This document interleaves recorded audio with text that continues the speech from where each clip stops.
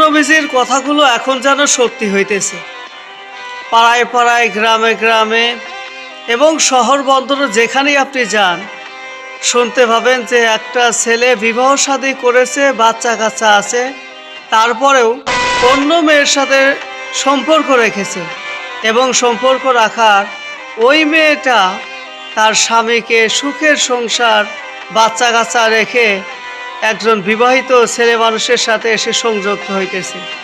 এর দ্বারা বিশ্বনবী বলেছেন যে একটি কিয়ামতের সময় যখন আসবে, একটি ছেলের সাথে দুইটা তিনটা মেয়ে বিবাহিত হবে, সম্পর্কে জড়িয়ে থাকবে।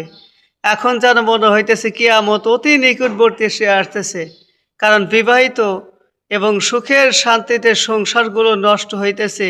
একটি মেয়ে আর একটি ছেলের সঙ্গে এরকম বিবাহ শাদী করার পরেও তাদের সাথে সম্পর্ক হইতেছে, অপমান, অপদস্থ, লাঞ্ছিত হইতেছে এবং সেই সাথে প্রতিটা মানুষের দুঃখের আর সীমা থাকতেছে না।